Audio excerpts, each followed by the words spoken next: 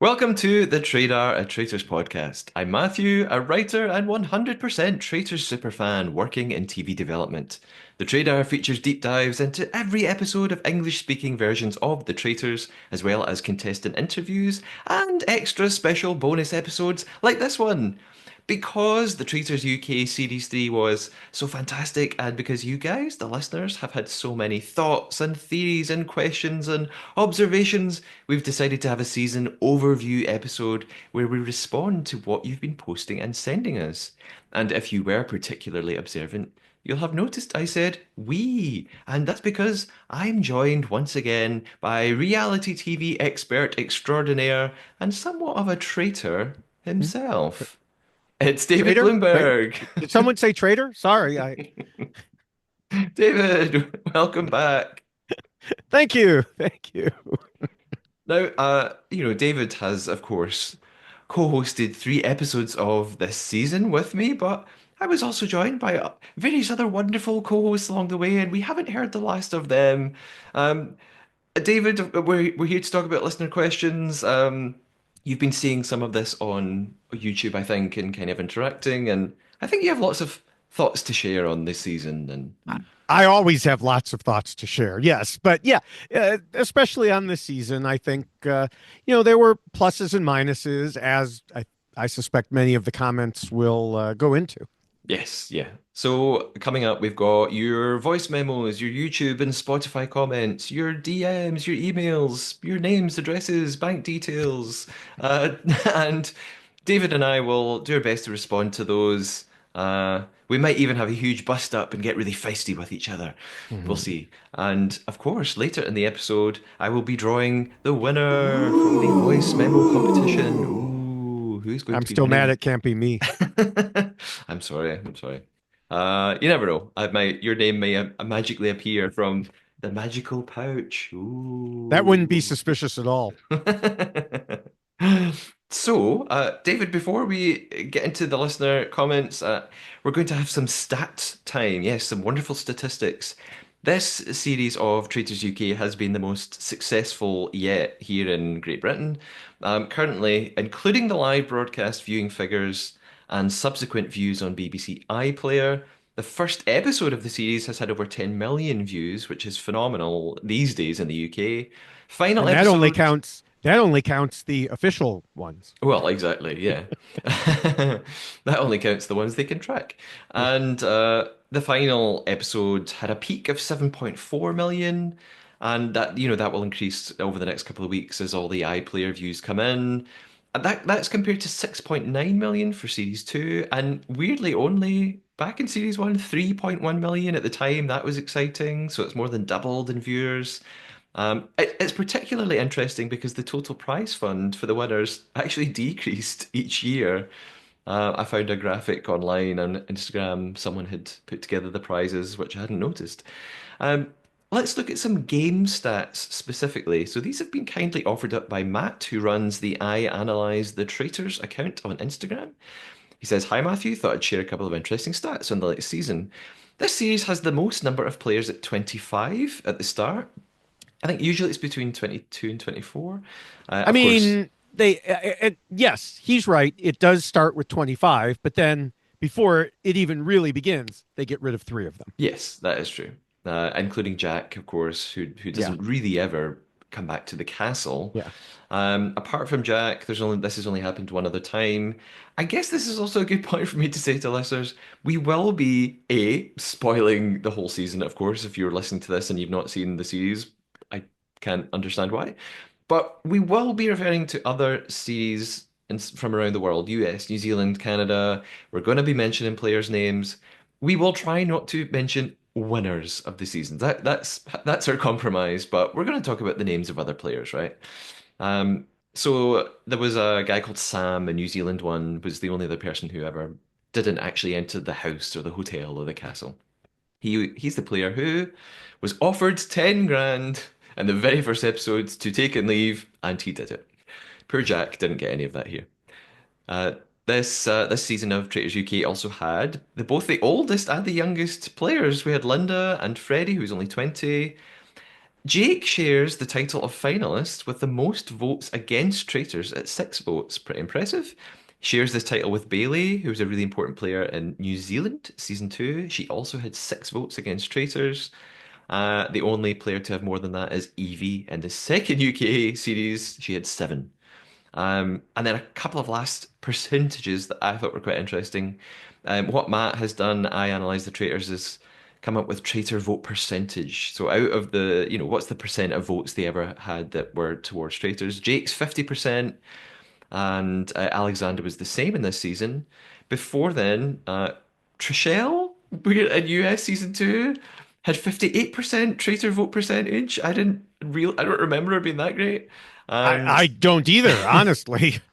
a couple of others on 56, a couple of New Zealand players, and someone has a 100% traitor voting record. And it was someone in this series of UK. David, any idea who that was?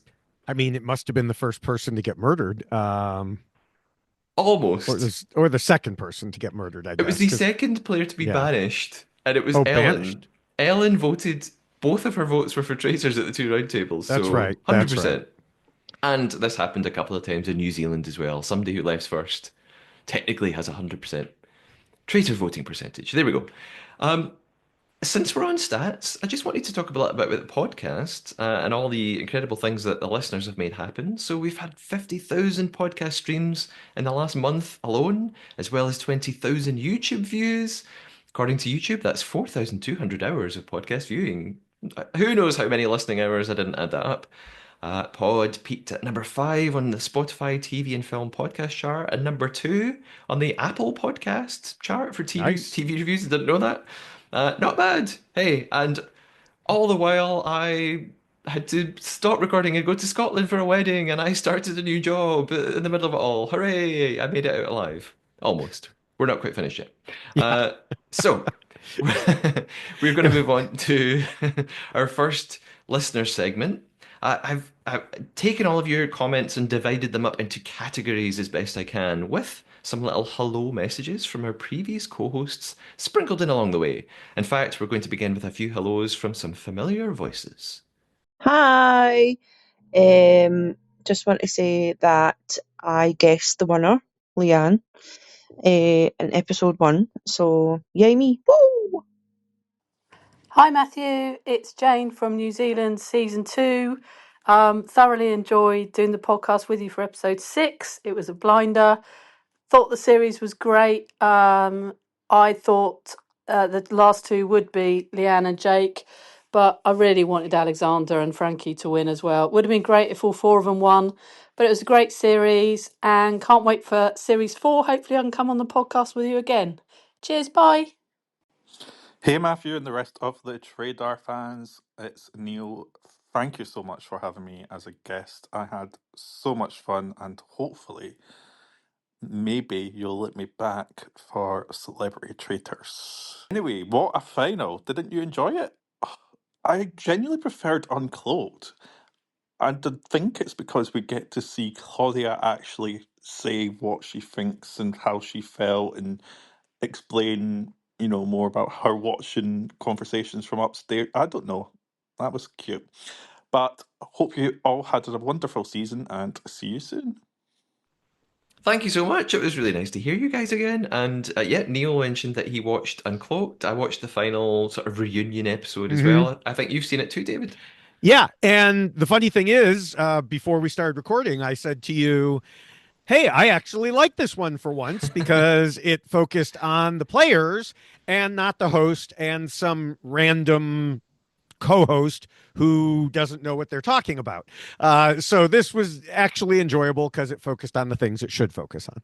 Yeah, I enjoyed it. I liked that there was a live audience. I think that somehow makes it feel a bit more exciting. Hmm. I mean, like a sort of studio audience. They film it in Right. some theatre somewhere in London, and it's nice to see everyone back together. How they interacting. Of course, I was very excited to see Linda in the audience, Yes. who's been gaining a lot of attention.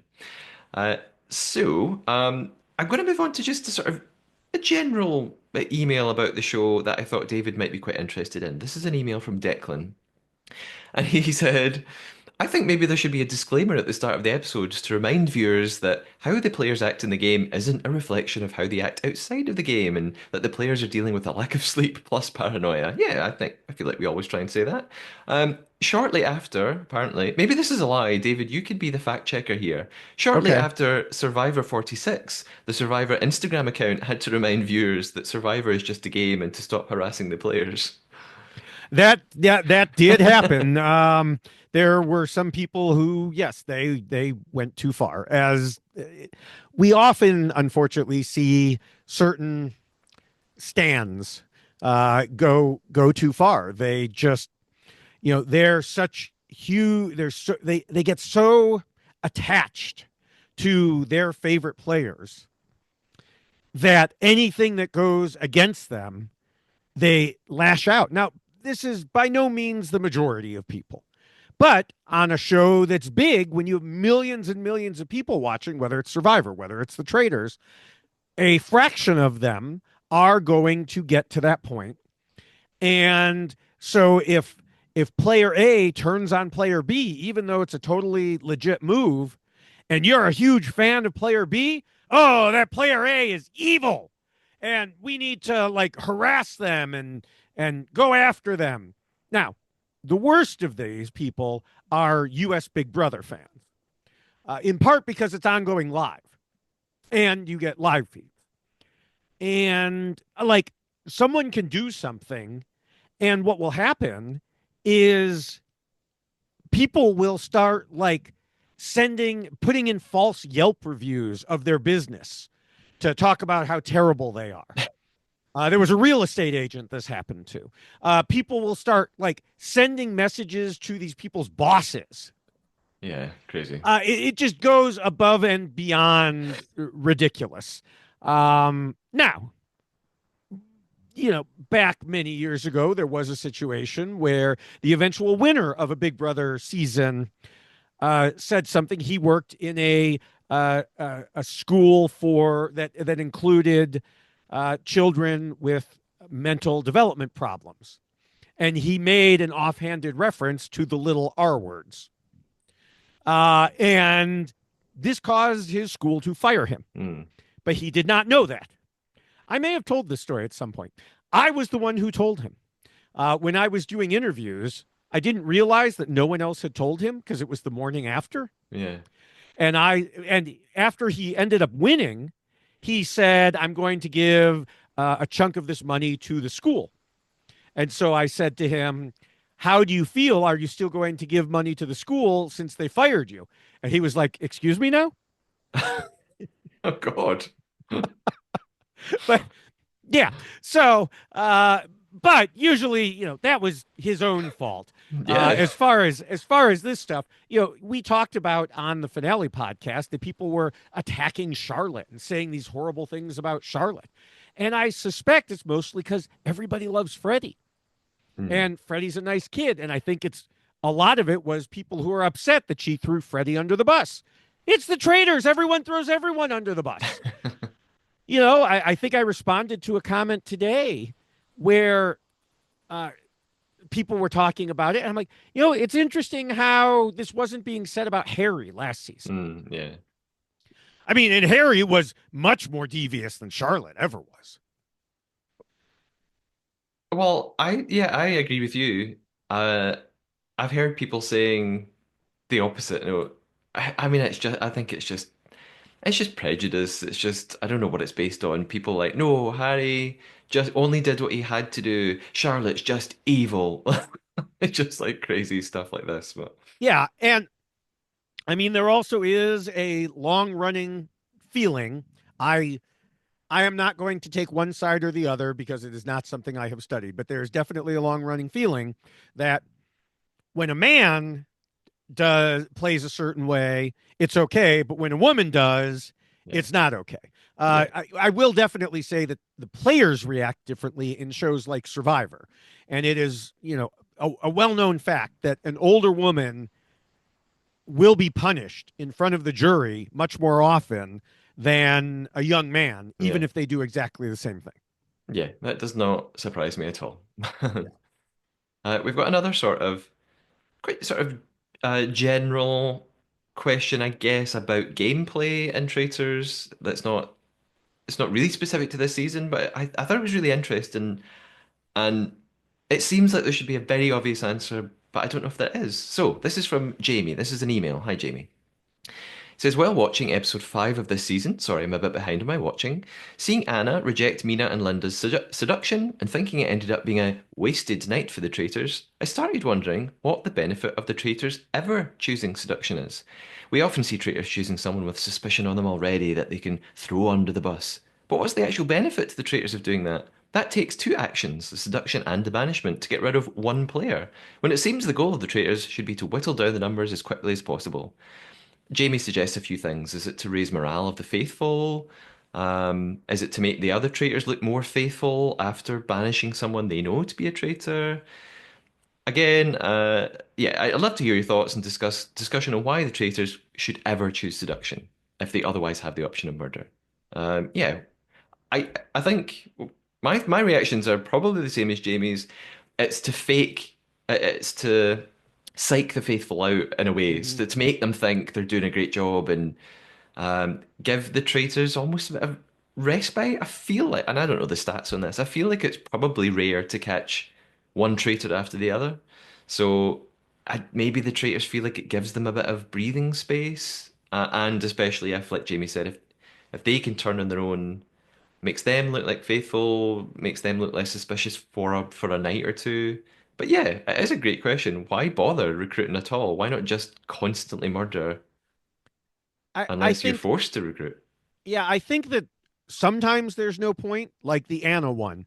They didn't need to. There was Yeah, no necessarily reason to. I do think that sometimes it makes sense. I mean, obviously, Charlotte was forced to recruit when she or blackmail Freddie. But in those situations, yeah, giving them Freddie, who already had suspicion, kept things at bay for her. Again, that's not a good one because she was forced to. I do think, it, I do think the commenter makes a very good point that yeah, wait till you're forced to, unless you have some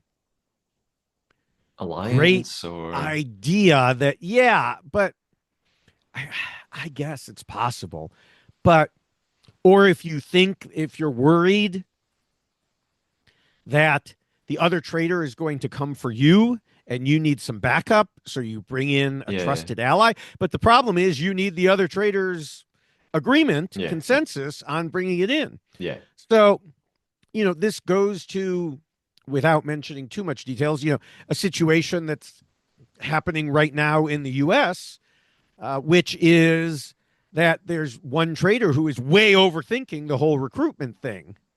Well, way overthinking everything, but recruitment is one part of it. And yeah, I think I agree. Unless you're forced to, I think there's very few reasons. Now, as far as the goal of the trader should be to whittle down the faithful, that's true.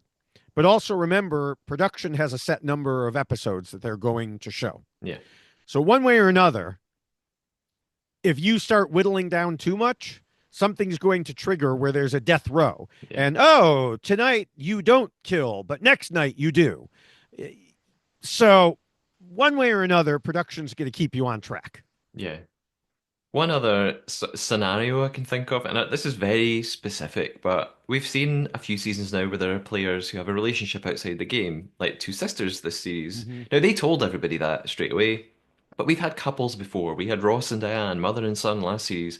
I guess if you're a traitor and you have a family member or a partner or a sibling in the game and no one Mm-hmm. else knows that, that might be a reason to actively, again, you have to convince the other traitors to do it, but actively recruit your family member so that you can Right. be sneaky and devious. And if you two make it to the end, you're probably not going to turn on one another. Right. Yeah, that's a good point. That's a good point. Have we had a situation before this season where one was a traitor and one was a faithful?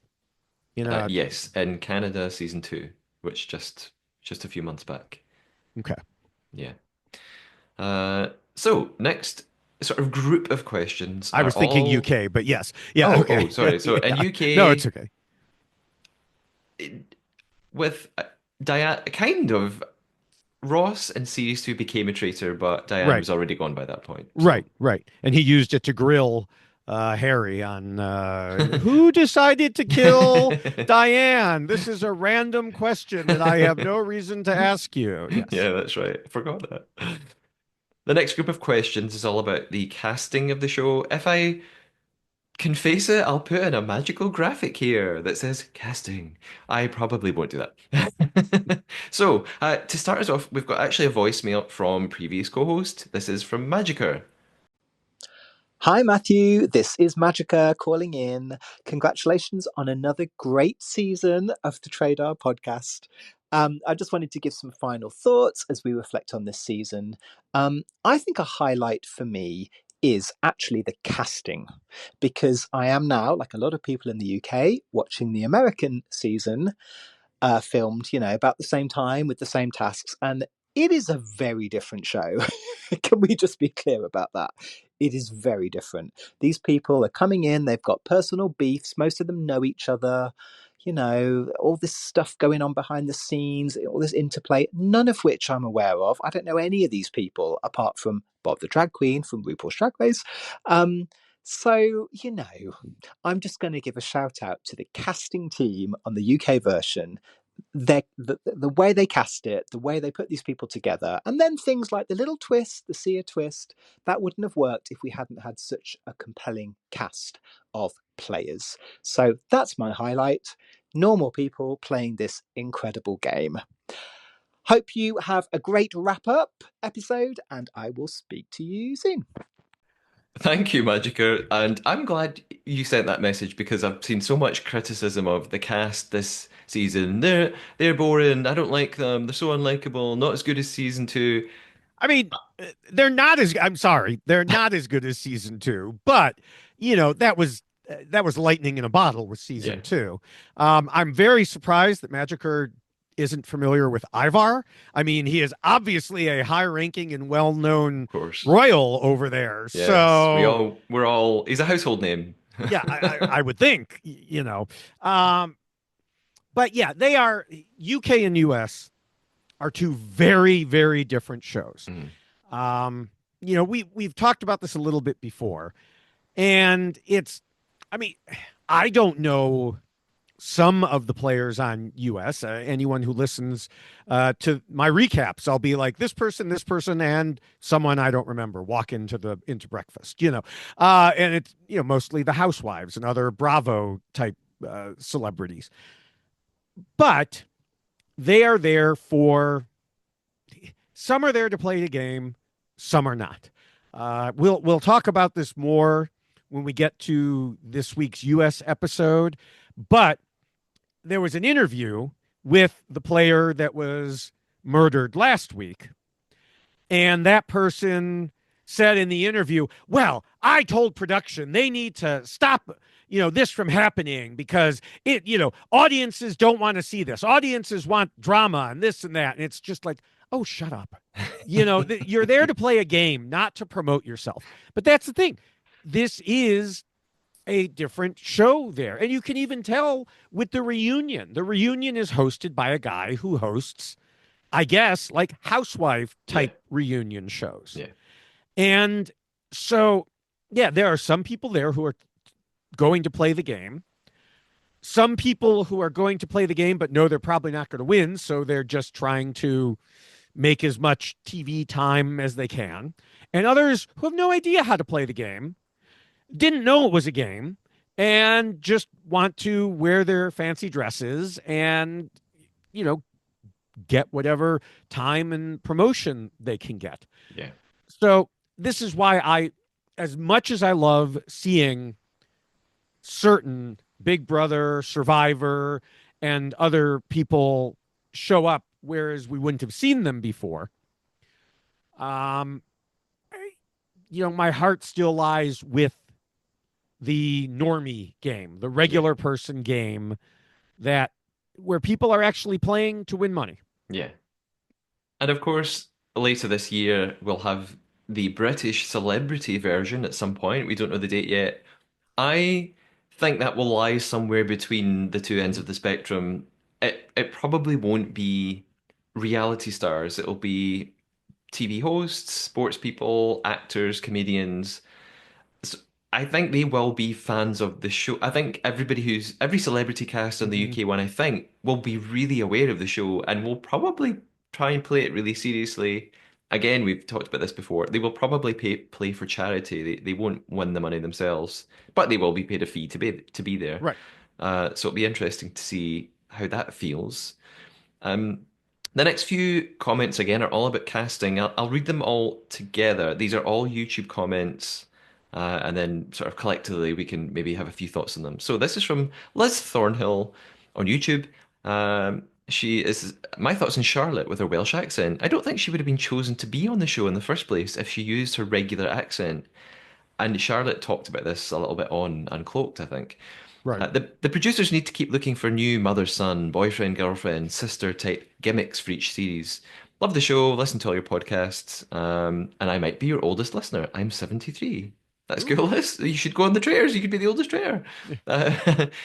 Stuart Whittingham says a problem for future series might be that savvy faithfuls realize that it's probably better to keep traitors in the game once they work out who they are. We've talked about this lots. I think the Mhm. producers will need to give greater incentives to faithfuls to keep going for traitors earlier. We talked a little bit about that. I do want to come back to Stuart's first point, though, about savvy game players in future. And the final comment on this topic is from Star Dot Boy. Raises a similar question, actually. My question is, in the inevitable season four, yep, already commissioned, do you think they should cast more players who are strategic and really there to play the game? People more like Charlotte and Dan than, say, Leanne and Linda. Having now watched an uncomfortable number of international seasons, the difference in casting choices is really interesting to me. Some editions go really hard with casting players who are ruthlessly single-minded about winning, both traitors and faithful. Makes the UK version look like a friendly camping holiday by comparison. I would love your thoughts on whether this would work for a UK audience. Uh, so yeah, a couple of comments there about going forward. Are they going to cast people who are really, really savvy to the game now? I have replied to this a couple of times on YouTube. I reckon no. I think they won't. I think they will deliberately, even though the show's becoming more popular and people are starting to understand it better, I think they will actively cast a mixture of people who are game players and they're really clever and strategic. They will continue to cast people who don't really get it. I think that makes for more interesting TV. I have Mhm. to say, for the majority of viewers. I mean, I would like to see a game where they're all very invested and they are game players themselves and they know the rules inside out and they've seen all the different versions. But I think the general viewing public kind of want to see people who do silly things and make stupid mistakes like Linda. So I think they will deliberately cast a big range of people which includes people who've seen the show but they're not experts on it by any means. That's what I reckon. Survivor went through this decision too, and they went through this phase similar to what you're describing. Because early on, obviously, the early days of casting, nobody knew what was going on really. There were a few, and then more and more came.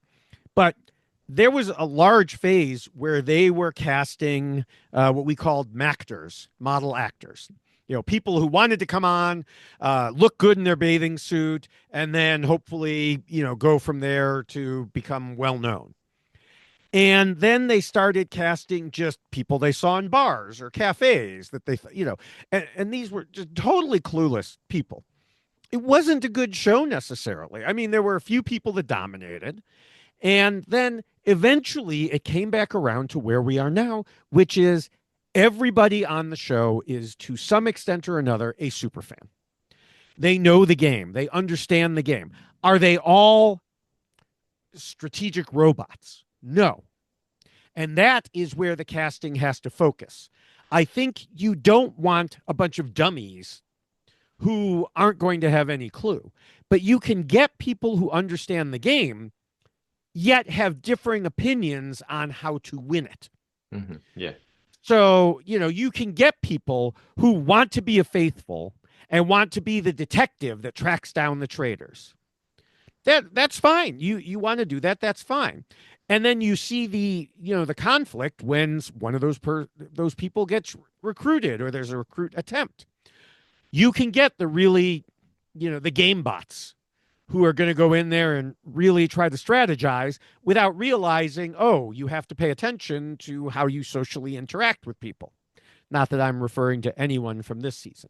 Um, and I think you can get all those people in the pool of those who really understand the traders without having to bring in other people. Now, did I see anyone this season who I said, that person is clueless? They've clearly never seen the traders before in their life. No, this was not an Australia season 2 thing where they cast a bunch of people just apparently randomly off the street. So I think they're doing okay. I would like to, see. I understand wanting to see more strategic people, but you always have to have a mix of personalities. Yeah. So you're always going to get that in one way or another. Yeah. And I mean, I guess this is a bit off topic. If you are a gamer and you want to see people who are all tactical and strategic and turned Right. onto the game, I guess, that's when you might turn to things like Twitch and watch live streams of people playing Werewolf and Mafia and Mm-hmm. Among Us and stuff like that. But for like a big prime time TV show in the UK, I agree with what you said. And that is the key. That those 3 words that you put in there in the UK, Yeah. because we know from history, people in the UK, viewers in the UK, didn't like Survivor the first time it came out. And then, however many years later, they mostly didn't like Survivor the second time it came out either. Yeah. And the fellow players, we talked about this a little bit. The fellow players on there were like angry that the finalists would dare to lie and things like that.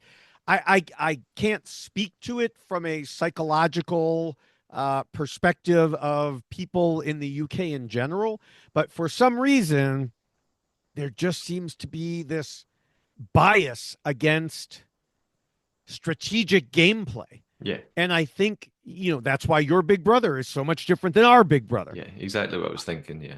I think that's why someone like Charlotte got a lot of hate, although again, for some reason, Harry didn't. And so I think that the ratings would go down if you just have a bunch of purely strategic game bot type players in there. Yeah. Yeah. I do want to circle back to something that was said earlier in one of those comments, which was, are more strategic players going to realize it's better to keep a trader around? And the answer is yes, they already do. We may not see it, and it may not have happened as much this season, but in other seasons, like in Canada, they were talking about it openly. Yeah. Which I think is a little bit different. We were surprised that they were talking about it so openly, in terms of, or rather that production was showing them talking about it so openly, because it goes against the format. The format is for the host, whoever it is, but especially Claudia, to say, you got to get those traders. You got to get those traders. You got to make the moves that are going to get those traders. And that's not the best move for you. As a faithful, it's just not. And it's the same thing that happens when Jeff Probst says on Survivor, big moves are what wins this game. No, they don't. Big moves are what get you kicked out of this game. I just saw it on, Deal or No Deal Island last night here in the U.S. The saying the banker wants to see people who are brave and take big risks. And it's like, well, okay, the banker, otherwise known as production, wants to see it because it's good for the game, but it's not good for the individual player. In almost every one of these games, your best move is to hang back, lay as low as you can without drawing too much attention, and then move in for the kill later. Yeah. Just yesterday, I was listening to a podcast, a British podcast. I know a lot of listeners will know it. David, this will mean nothing to you. It's called Off the Telly, and it's Natalie Cassidy from EastEnders and Joanna Page from Gavin and Stacey. They presented together, and it's just a TV. It's really light-hearted. What are we watching on TV this week? And they did a little traitor special, and they had Paul from last season, Paul Gorton, who was one of the Mhm. traitors.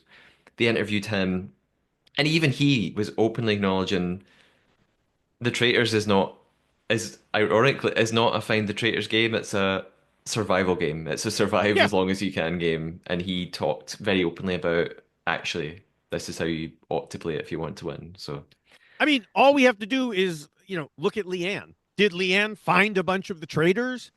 Did she have a clue what was going on most of the time? No, she didn't. Jake did. yeah, Leanne, you said it in our finale podcast. She got lucky. yeah. And that happens. I think in many cases where faithfuls win, they Even Jake get was lucky. lucky. He was He right, was also clever at times and was right. and spotted things no one else did and spotted Linda. Mhm. He was lucky as well. Well, all of them were lucky that the seer twist came in and happened the way it did. But I'm sure Yeah. we'll get some comments or questions about that. So Yes. There's a whole bunch of questions about the seer twist. Some people loved it, some people hated it. Most people hated it. I loved it. There's a sort of group of questions here, all about or comments about the ending of the season and the winners, and it's kind of the last couple of episodes, like the build up to the ending. So end of episode 10 and then 11 and 12. So a couple of questions about Charlotte recruiting Freddie and Charlotte turning on Mina and stuff like that. I'm going to begin with a voicemail from Simon. Uh, Simon, I don't know what to say about this voicemail other than Simon, it made me laugh. And my name is Matthew. That's all I'll say. Hi David, this is Simon from South Wales. I'm walking home from a night out, so I'm a little bit drunk. But I just want to leave a message to say about your opinion that Freddie kind of sort of threw Charlotte under the bus with his last minute voting and his intention. But I disagree strongly. My point is, if you are a last minute recruit and you've been recruited specifically to be thrown under the bus as Charlotte clearly did with Freddie, then that recruit then should be able to throw it back at you and also throw you under the bus. I think if I was recruited last minute, I would say to the traitor, okay, thanks for recruiting me, but just for you to know, if you double cross me right now, there's 3 days left in this. If you double cross me right now, you're going under the bus with me. I'm taking you with me, so you got to take me. If you're recruiting me right now, you've got to take me all the way there to the end. Because otherwise, what's the point? Right, there's my piece. Thanks. Great pod, David. And yeah, keep cracking on. I am part of one of your 800 YouTube subscribers. I'm a bit drunk right now. Anyway, bye bye. Thank you, Sean. I'm kidding. I know you're called Simon. I'm just deliberately getting your name wrong. Hey, he wasn't getting your name wrong. He was talking to me. He was He was talking to me, obviously. Okay.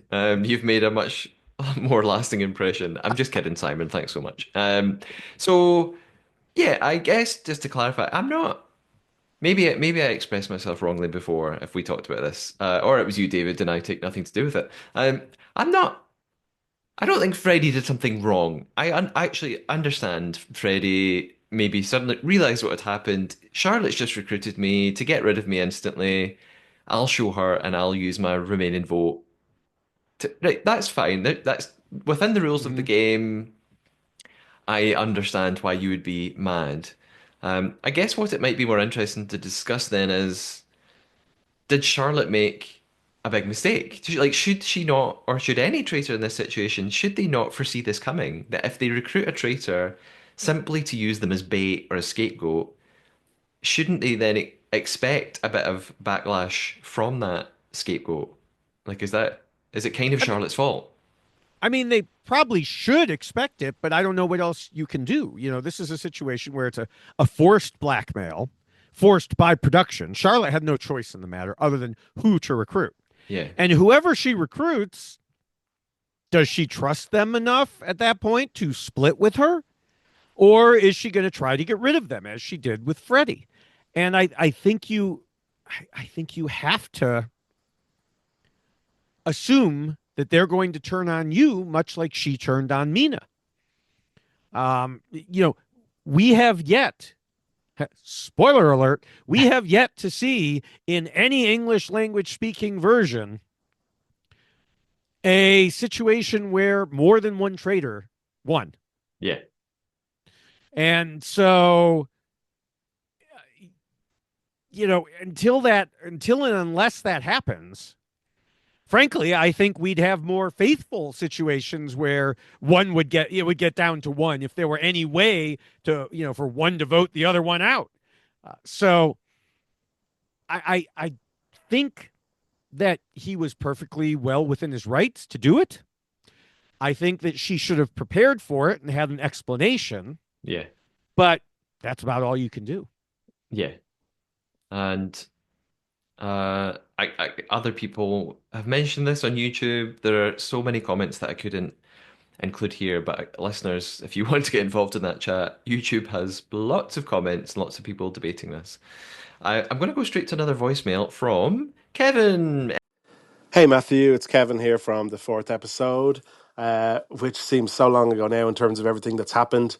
I want to congratulate myself on predicting that Frankie would be there at the end. She'd barely been seen, when we had our chat, and obviously she did very well. Ultimately, I think it's crazy how fast things can change in this show. Like Linda was like the gay darling for a while, but didn't even get a full series of that before Frankie came along to replace her, from what I've seen. And shout out to Mina, who I stand on the podcast and remain a stan of, the star of the show for me. But I do think Charlotte really rose to the task and showed a lot of treachery that I enjoyed. I also enjoyed, I think the seer element is going to be quite divisive, but I enjoyed how dark those conversations were that they had both privately and with the others. I think it added a really interesting dynamic to everything. And ultimately, I think while it's cool that we've had different endings each series, as soon as the last trader went, I just did not care. Like, I just could not have cared less, really, who made it to the end, who won the money. So, yeah, I felt a little bit let down just in the final moments of the show. But overall, I think it was a great series. And the other little thing is that I think the show is kind of starting to eat itself in a way, like with people kind of second guessing. Oh, I think someone hugged me, and that might mean this and that. So I ultimately, though, I trust production to keep things fresh and not let that happen too much. So yeah, bring on the next series, the celebrity one, and next year's one, and of course the Irish one. And yeah, congrats to you on another great series of your podcast. Talk to you soon. Bye. Thanks for that, Kevin. Lots of thoughts there, especially on the seer, which we're going to come back to. And Kevin was, yeah, disappointed with the end. Once the last traitor was gone, he sort of didn't really care who won. Kevin, I love you dearly, but I have to disagree. I felt the opposite, actually. And I think I've maybe talked about this on a previous episode. I felt like this ending um, disproved my worry or alleviated my worry that I would not like an ending where there were only faithful left. And maybe again, I saw this at a live screening. I was with an audience. There was lots of excitement. Maybe the atmosphere was helping me, but I was still so excited to see which of the faithful would win, even after Charlotte was gone and there were no traitors left. I still wanted to see who was going to believe who and who was going to turn on who and whether or not they would keep voting. So I still was excited till the end. I didn't mind it. I don't know how you felt, David. I would say I'm. There's a reason the show is called The Traitors, not The Faithful. And so for me, I do have to admit that, and maybe this makes me a terrible person. So, but seeing that faithful who was so sure they were right, find out in the end that they were not, that is more hard hitting. As it happened, I can't even use this as a lie because we're not playing the game. But as it happened that today in my TikTok on this day video was the one of Harry winning Yeah. last season. And I'm suddenly blanking on the poor young Molly. woman. Molly. Molly. Yeah. dejectedly walking out and walking across the castle. And I even said it to the song, I Gave My Heart to a Traitor. And, that. So to me, was that more compelling? Yes. Was that also the best season so far? Yes. So it's hard to of British. Um, in this case, whoever had won, there was going to be some luck involved. Yeah. And yes, it was a matter of, okay, who's it going to come down to? But that said, I do think that it was made better by the fact that they put in the new thing of not revealing if someone was a traitor or a faithful, to encourage them to go down, to keep whittling away the numbers instead of just all coming together at Final Four and saying, "Oh, hey, kumbaya! Yes, we all won." So, there's that. Yeah, yeah. Next up, we've got an email from Nick, who is asking a question that is also rotting my brain, and I can't Uh-oh. figure out what the answer is. Previous co-host Magiker also asked me about this, and both of us tried to figure it out, and we can't. So Nick says, "Hi Matthew, been loving the podcast all season, but it's my first time asking a question. I was wondering what you and David think would have happened in the final episodes from a numbers perspective had Charlotte gone through with an actual murder instead of trying to kill somebody she knew was shielded. So basically, the morning that no one is murdered because Leanne is still alive. Mm-hmm. So David's asking, what if she'd picked Alexander or something?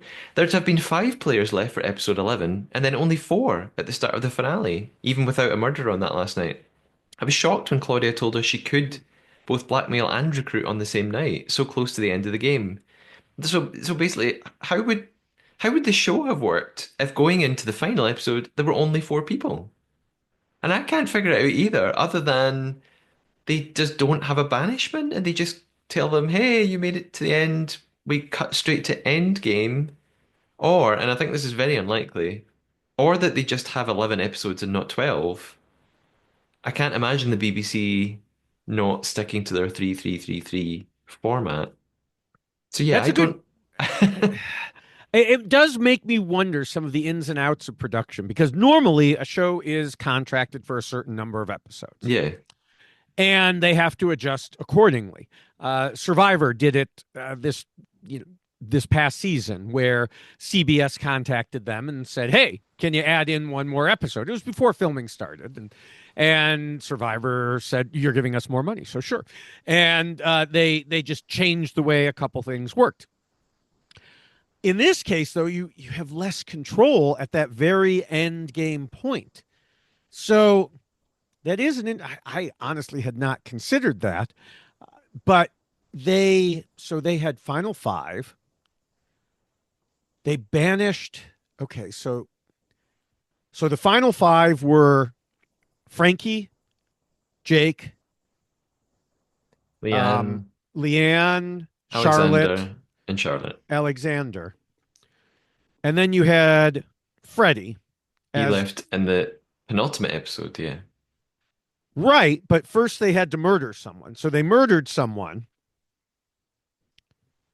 and then Freddie was still there Yes. because they were allowed to. They recruited, and then, well, they tried to murder someone, except they didn't murder someone Yeah. because of Leanne. So the question is, if one of those people were gone, now you have Freddie and 4 others. Yeah. Um, What if Freddie had said, "No, I don't want to murder Leanne," and I refuse, and he picked someone else? right. I can't figure out the answer. Unless, again, I that they think they just just edit it so differently that they draw the episodes out. So they leave us on like a cliffhanger halfway through a round table at the end of yeah. this second last episode, finish it I and the next one and go straight to the mission in the end game. I still think you need to have a final roundtable, even if it's only 4 people. Well, it would have been 5 people at the round table, right? No, it would have only been 4. We'd have because it was 5 people. Oh, then they would have made that 5-person the final roundtable. The one where Freddie ended up Yeah, leaving, yeah. that would have been the final roundtable. It just, yeah. So it would have meant that the final episode didn't have a round table. which Or they, feels like you weird. said, I think they would have stretched it out. Yeah, I yeah, think they would that's have changed the way the episode played out, um, one way or another. And then the one yeah, where Freddie was banished would have been the final round table, yeah, and they would have gone straight in from that. But yes, they would have had to do something. I wouldn't have wanted to be production in charge of that one. yeah. Tricky. Next up, we've got another voicemail. This is from not a previous co-host. This is from a listener. This is Tom. Hello, Matthew and David. I've really been enjoying your coverage of Traitors Season 3, and particularly appreciate the way you've been reminding everyone that it's just a game and not to get too upset about the outcome. That said, I am now about to explain why I see Alexander and Frankie's failure in the last episode as a wee bit of a Greek tragedy. Going into the last 2 episodes, both of them had a plan based on forming a strong bond of trust with one person to get to the end with. The tragedy is that Alexander was always dead set on Frankie, asking her to pick him and clear him with the seer role, but she could never commit to that, first choosing Charlotte instead and pretty much dooming herself, and then in the last episode choosing to appeal to Leanne to save herself, but Leanne never trusted her back. If she'd found a reason to trust Alexander, the two of them could potentially have beaten the odds and rode to the end, but as it was, they were both doomed. At least it made for some compelling TV.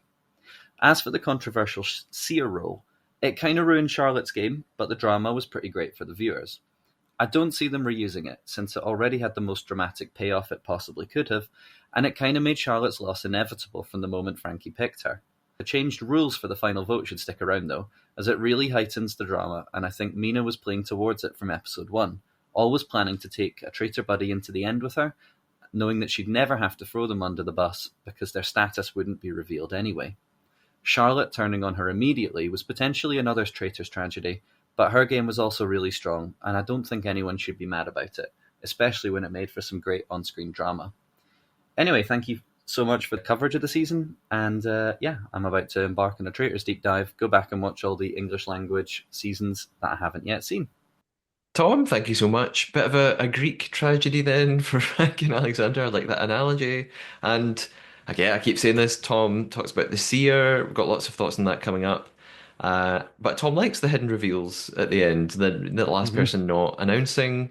I always have mixed feelings about it. I think I liked it this time round, but when I've seen it before in Canada, I haven't liked it. I felt like it last minute sort of cheated the players a little bit. I mean, David, what do you think of the? I think it cheated the viewers of seeing certain players to be shown that they're wrong Mm, in Canada in particular, because there were a couple that were so sure that someone was a traitor and they never got told on camera, yeah. no, that person's a faithful. So, again, that's just me wanting to see them get it there, Yeah. for being wrong. But uh, yeah, I mean, a lot of what he said was very interesting. And yeah, we have to remember, like he said, it is a game and people are playing these roles. But part of that game is it's easy for us to say Frankie and Alexander should have trusted each other, but they don't know they should trust each other. It's the same situation with, where we had the side by side confessionals of Mina saying, I want to take Charlotte to the end. And Charlotte saying, Mina obviously wants to get rid of me, so I have to get rid of her first, And it's like you don't know what's going on in the mind of the other person. Yeah. So yeah, that's what makes the game so interesting. All these games so interesting is you get backstabbed when you think you're working with them because they think you're going or you think they're going to backstab you. Yeah. Yeah. There are lots of other comments, particularly on YouTube, that you can go and read about people's thoughts on how the end played out and who won. I'm going to read a few comments here that you won't be able to see because they were sent either via email or Instagram DM. So and these people, don't mind me sharing these. So the first one's from Kelsey. Kelsey just says, "I loved that Claudia revealed the identities of the last 3 banished players. At the end game, at the very end, really up the stakes and stress for the players who were left. Yeah, that was the exciting. Seeing Leanne going mad because she found out, Alexander was a faithful, Frankie was a faithful. Like Yeah. that added to all that. Yeah, great. Great addition. Ian sent this on Instagram. Ian says, "Hi Matthew, just listening to the finale episode of the podcast. I enjoyed the Seas, though I didn't love the Seer twist. Felt it just made it impossible for Charlotte to win, which is kind of what I think Tom said as well. The fascinating pattern I've noticed across multiple series is the player who, by the end, no longer seems to feel the need to convince others of their faithfulness and instead just receives the other's desperate pleas. And it's kind of spoilers here for names of people from other seasons. In Australia season 1, it was Alex. Alex is a player who made it very far, and other people it felt like people were pleading to her, please save me. UK number 3, it was Leanne. Um, by that final episode, she no longer felt the need to try to convince anyone else, despite it being apparent that Alexander didn't believe her. It seemed to Mhm. be another example of that main character energy, where she was so confident all the others were kind of being received into her presence where she weighed up their arguments, which I kind yeah, actually, apart from Alexander, it did feel like at the end she was just this assumed faithful, yeah. And Vinny sent an email saying, first off, I still absolutely love the show and will watch every iteration, but this season wasn't my favourite, partly because the ending felt utterly inevitable with one winner that irked me. After episode 11, by far best episode of the season in my opinion, I knew with every fibre of my being that Jake and Leanne would win it all. Couldn't see any world in which these two kept Francesca or Charlotte, or Alexander. They were sus of him the entire time he was in the castle. Um, Goes on to talk a little bit about Leanne. May I be honest? He asks. The depiction of Leanne I saw, admittedly, 12 hours of highly edited telly, rubbed me up the wrong way. In my opinion, TV Leanne attacked anyone who mentioned her name with middle school mean girl energy, but she could be accused but she could accuse, sorry, whenever she wanted. I hope she's actually a lovely person in normal life. Jake seems like a good lad, and I have no issues with his depiction on the show. You're absolutely right. No one should go on social media to viciously attack people that appear in reality TV. That crosses a line. But critiquing their gameplay is fair. Um, a couple of comments on sort of the season overall. This is an email from Scott. And David, I included this because I thought that you might appreciate it. You'll see why. Okay. Scott says, hey, loved the series of the Traitors just as much as the last one. I was really wanting Harry to win last year, but found myself willing the faithful to win in the final this year. I think it was cathartic after Trump's return to the White House with his band of lunatics to see people spot when they're being lied to. That being said, I probably would have felt different if Mina was in the final. And, one final comment on YouTube that really made me laugh, and it is supposed to be funny, had a little laughing emoji at the end. This is from UD Keys, who says, did anybody notice Frankie's coat while standing at the fire pit? She'd been wearing a halter dress, so she needed some covering for being outside. But I don't know, that coat kind of looked like a cloak, minus the hood. I don't think that helped Frankie in the voting. I could just see Leanne. You look like a traitor. Therefore, You're wearing a coat that looks like a cloak. Banished. yes. Yeah. Um, okay, let's sort of we've been leading up to this. Let's talk about the seer twist. So many different thoughts already on Mhm. it. First is a comment. I think. Well, David, you got this on. Is it X or Blue Sky? Blue sky, blue sky. Not X. No X. No, X is bad. Yes. This is from someone called Grandma. So Yeah. Grandma says, I feel like the whole purpose of the game is for the faithful to expose traitors, and the show shouldn't allow a situation where they're exposed through no fault of their own. I'll die on this hill. Yes. And I talked to Grandma a little bit more about that. And the point, you know, that I had not considered until Grandma said this was that up till now, the idea is okay, the traitors hunt, I'm sorry, the faithful hunt for the traitors. And we know that that's not the real game. We know the real game is you stick around and try to make it to the end. Fine. But any traitor that has been discovered either out of sheer luck or because they screwed up on their Mhm. own. Yeah. You know, they turned and looked when the host said traitor, or they cried too much, or they, you know, whatever else. They were the ones that messed up. Charlotte did nothing wrong. She existed. Yeah. And in some ways, you could say she was almost too right. She did such a good job of convincing Frankie that they were best friends that Frankie was like, oh, well, I just want confirmation. Mhm. And so I understand, you know, this is a twist that penalizes a traitor in a way that they could not have foreseen and in a way that in some ways goes against the game. So yes, I mean it's something that I've been thinking about more since Grandma sent that, Yeah. and I agree. I don't know that that means it's necessarily wrong. I got into another discussion, a very brief discussion with someone on the YouTube comments, where someone said, David, Claudia said at the Yeah. beginning of season one that nobody will ever leave. The only two ways to leave are by banishment and murder. So the people who got off the train, they probably had that in their mind, so they would know that they would be safe.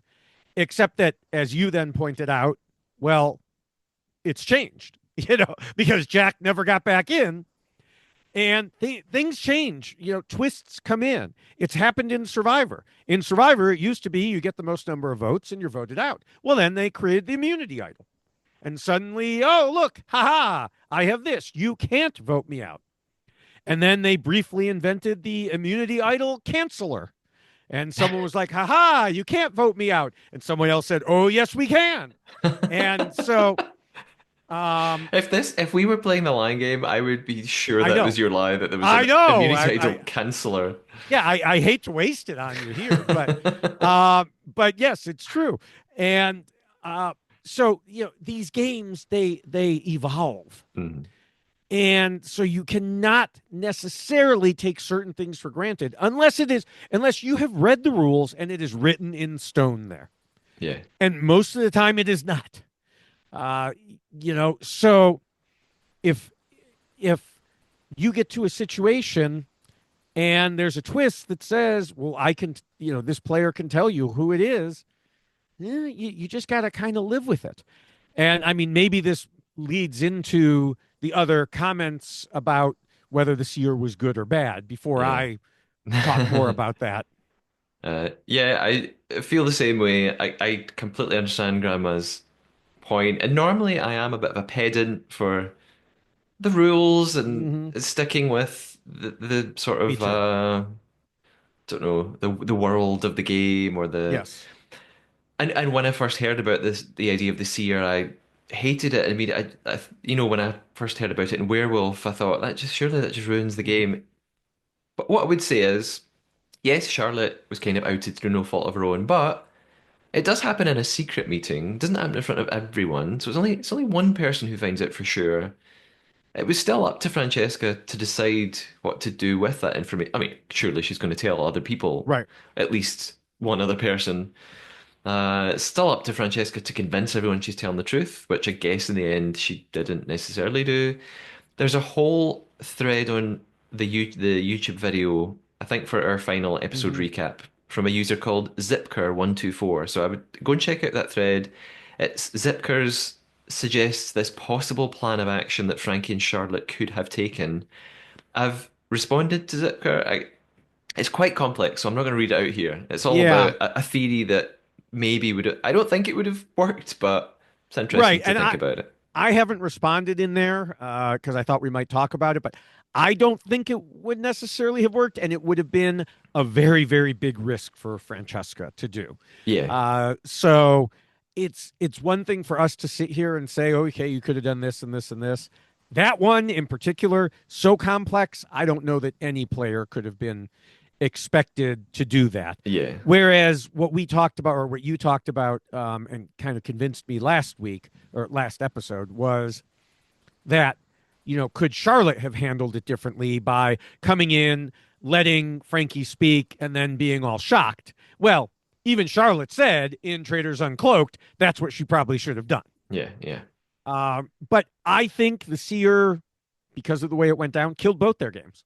yeah, I think that there was, because Charlotte had to fight, and it left the other players in a situation of, we don't know who it is, so we just have to get rid of both to be safe. yeah, exactly. Uh, Zipker's theory is sort of echoed much, much more succinctly by someone on Spotify. CatGene26 says, If I were Frankie, I would have pretended Charlotte was a faithful and then maybe later privately speak to people I was close to tell them the truth. What it was a tough situation for all. So Zipker on YouTube says Frankie and Charlotte could have made a pact with each other, like to at least go to final three and then battle it out. I don't know if Yeah. it would work, but hey, Yeah, I mean the problem is if Frankie says that to Charlotte, Charlotte's going to think you're lying. And yeah, therefore have her own conversations privately and be like, "Okay, what is she telling you?" yeah, yeah, Because I think, she was acting real suspicious in that meeting and I just didn't want to say anything. And so no matter what, I mean, it would be a similar situation. Remember, she's the one who didn't trust Mina. yeah. So I think the seer twist is almost the best way to handle the seer twist in the future. And I may be jumping ahead in case other people have asked this question. But the best way to handle it in the future, if you're a faithful, don't win it. Yeah, If you're a traitor, win it. yeah, And then just tell the truth. yeah. Unless there's a lot of suspicion on you Yeah. already. I Yeah, or if it's used again, I work in TV development. We were talking about it at work over the past couple of days. People I work with reckon they will not bring this back. That's just them theorizing through their experience. They don't know anything. There's no big secrets here, Right. but I think if it comes back, it will be used differently. Yes. Maybe some of the other comments mention this. We've got an email from Vinny again. I think I mentioned Vinny already. It says, perhaps it would have been more dramatic and caused more panic with the group if the role of seer, uh, if the person they chose to identify and their meeting had been done in secret, much like a traitor's turret session after. Wait a minute, after the round table. Why is that different from the way it did happen? Oh, I The think what secret Vinny's part. saying is maybe Claudia doesn't tell everybody, Frankie, it's you, you're Mhm. the seer. If the role of seer is um, told to that one It's person in Yeah, silence. it's more like Mafia and presumably Werewolf, where Yeah, okay, I know I'm the detective or seer. No one else knows that. exactly. I tell the game master I want to look at this person. They tell me, so it's not a face to face Yeah, that's it. meeting. That's it. Okay, now I know. What do I do with this information? Is the question. Yeah. Yeah, I played a game of Werewolf. I already said this on New Year's Eve. It was fun. And in one round, I was the seer. As the rounds went on, luckily I wasn't murdered, and I did find out who the two werewolves were. But I kept it a secret, and I didn't tell anyone I was the seer until the last possible minute when I knew I couldn't be murdered, and when it became realistic, I just told Hmm. everyone I'm the seer. It's them and them, and we won. Hooray! It worked. Yeah. So, um, Declan also sent an email saying I think the seer was an overpowered twist, and I was relieved it didn't screw my favorite players out of victory. They were because they were already eliminated. I'm Ah, guessing maybe one of Declan's favorites were Mina. yeah. I think this year also caused additional emotional stress for both Charlotte and Frankie. Part of me wonders if there would have been a financial penalty for Charlotte if she gave up after being seared. Probably not. I don't know. Maybe with the celebrity version. Yeah. Well, this year's finale had more viewers than the other two UK finales. It's worth noting earlier in the season, there were more than 9 million viewers. The final had 7.4 million. But Declan, I think that's because the previous episodes have added on viewers through iPlayer views. iPlayer as the days have gone on. Yeah, people Uh, who aren't like us and don't watch it the minute that it comes out. um, and Declan thinks that the Seer didn't work. I hope there's no Seer in UK season four. Martha, love the podcast. Been a fan since UK season one. This may be an unpopular opinion, but I loved the Seer power. Sadly, I don't know if it'll make it into future UK seasons, as it was a bit unpopular. But I think there are so many different scenarios that could be explored. I agree. For example, would a traitor pick another traitor if they had the seer power? Would they lie and throw them under the bus? Traitors with the seer power could also pick a faithful and expose them as such to gain their trust and use them to get to the end game. Yes. I don't think it particularly helps Team Traitor or Faithful, just whoever wins the power, depending on how they strategically use it. Hmm. Think it'd be a shame to leave it in this series. I'd love to see players who are aware of its power think beforehand about how they would use it. Um, And Martha says, looking forward to the next episode of the pod. You're welcome to sneak your lie in this email. I won't be offended. Thanks, Martha. But I decided there was so much to talk about, and we were not going to Yeah. do our game today. So yes, Martha likes it, and I agree with Martha. I think, don't mean to be patronizing. I think a lot of people are annoyed because they don't like how the seer played out in this particular game Yes. with Charlotte because they wanted her to win, and so they're just mad that Charlotte didn't win, and they think that that means the function of the seer is always bad. I think that's just the way it worked this time. There's so many other ways it could have played out, especially if it was brought in earlier in the season or if it was given to someone secretly and they decide if they want to tell Hmm. people. So I just think it's the particular set of circumstances that people aren't happy with, not the seer position itself. I think it's a lot of it is that. I also think that, there are some of us who can step back and say, objectively speaking, it still, has that issue, like Grandma said, she's going to die on this hill. And, because it changes the fundamental relationship between the faithful and the traitors. So there is that aspect of it as well. Um, yeah, I tend to be more of a game purist in these things. I think the fewer twists, the better. Mm. But would we be sitting here now talking about how Charlotte just marched through to the end and it wasn't that exciting, or would we be saying, "Yay, go fake Welsh accent," And um, I, it's hard to say. In this case, we talked about it in the finale podcast. If Alexander hadn't helped Frankie, this wouldn't have happened. If Frankie hadn't chosen her best friend, this wouldn't have happened. Instead, someone would have said, "I know you're faithful." And it would have had a different outcome depending. If Alexander had won, Yeah. would he have picked Leanne? And then, suddenly realized, oh, Leanne's a faithful. So therefore, we're going to be kumbaya from now on. If Leanne had won, maybe the reverse. It would have been, it's one of those where you wish you had a choose your own adventure book where you can, run it back and see what would have happened in these different alternatives. Yeah. Yeah, it's just like, and leading on from that, well, first of all, I'll just give a little shout out to Hope Andrea on YouTube, who also said maybe they could do the seer one round earlier next time, so there's Mm-hmm. more room for speculation instead of immediately going into final votes. Frankie's eyes darting around at the last breakfast was hilarious. But yeah, I've seen at least one comment online claiming the ending was fixed. It was a fix that Francesca got the seer and she chose Charlotte. And I did reply to one of these saying, absolutely no way it was a fix. You just wouldn't get away with it. And Right. with there are hundreds of people working on a TV show that all 300 odd people working on the traitors all agreed we're going to fix this and we're not going to tell anyone about it, and it hasn't leaked.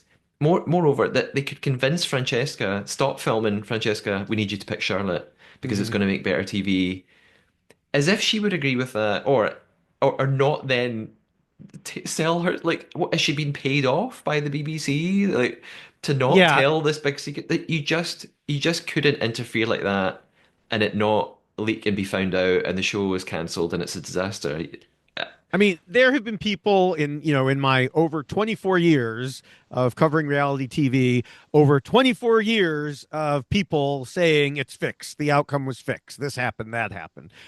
People just, there's a conspiratorial mindset that they won't be talked out of. Yeah. And it doesn't help that occasionally there'll be like a Big Brother or Survivor player who will say, "Oh, the producer told me this." No, they didn't tell you this. They asked you questions that you interpreted in a certain way, because that's what producers do. They say, okay, you trust this person. Well, what if, should you trust them? Why wouldn't you trust them? They ask that of everyone.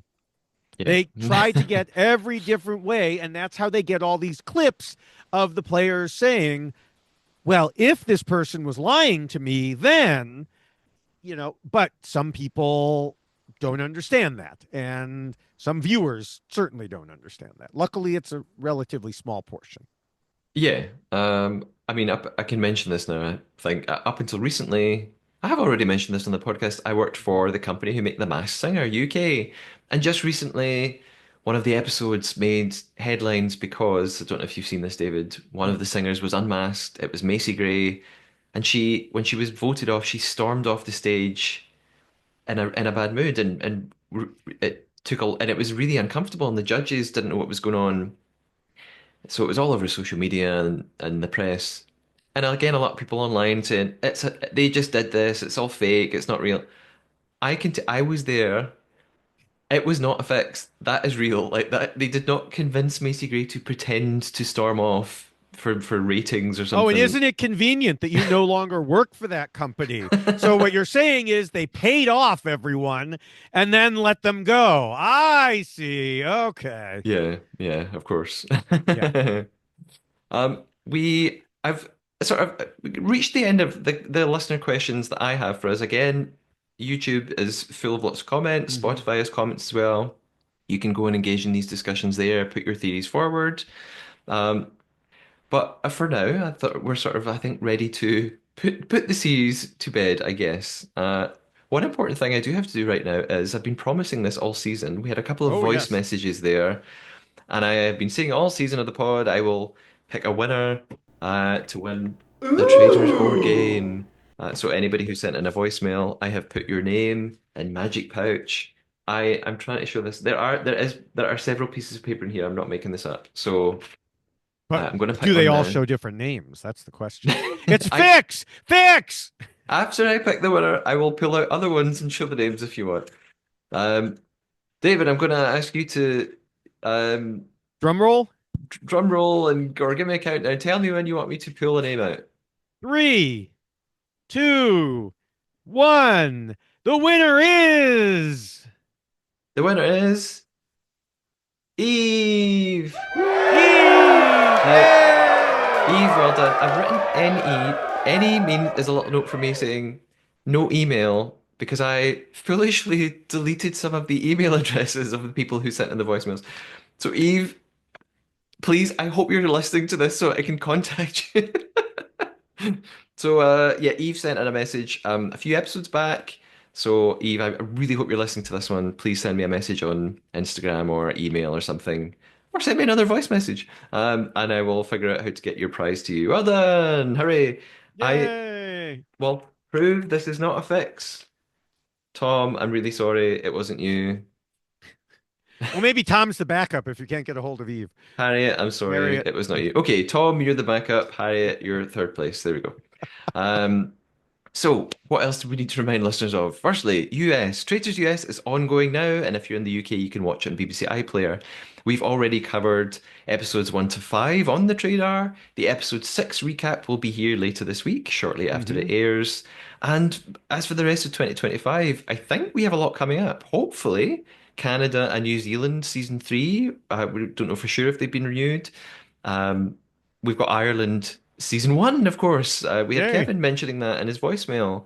That is definitely coming this year. We know the host is Siobhan McSweeney, and we have UK celebrity traitors on its way too. So lots for us to cover.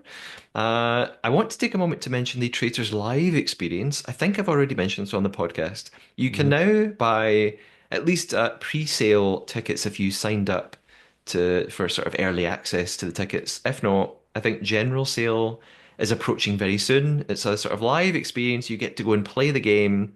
It's in London. It's somewhere near, based in Covent Garden.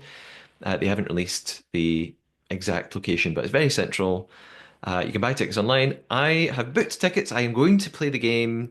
They are playing it with 16 players. You can't, well, if you want to go with 15 other people you know, you have to pay a lot more money. I don't have 15 friends, so I'm not doing that. You can book up to eight Last episode, I slots. wasn't sure you had one. So. Um, likelihood, the chances are you will be playing with people that you don't know, which I think is more realistic, right? Yeah. If you don't know everybody Yeah. there. So I am going, and maybe I shouldn't say this on the podcast, but I'm going to tell you when and where in case you want to join me. I am going on Thursday, the 28th of August at 8 p.m. It's slightly pricey. that time slot was £40 per person. You can book all sorts of VIP experiences and have the game to yourself. It's like £65 per person if you want to do that. They have a cloak and dagger bar for food and drinks. I'm very excited about it. So I'll, once it's happened in August, I'll report back on the podcast, of course. A couple of thank yous, as well as all the people who sent in messages and emails. We've had another couple of donations to help the podcast pay for all the things it needs to pay for. So, Goose, thank you. Goose has donated before, which is incredibly kind. And Luke, whoever you are, thank you. That was so nice of you. So they went to ko-fi.com/Matthew Keeley and they put in one-off donations because I guess they enjoy the podcast. So that's much appreciated. David, where can we Yes. find you online?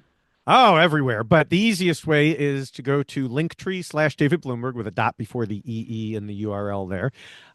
You can find me on all the video platforms, YouTube, TikTok, Instagram as at David Bloomberg TV.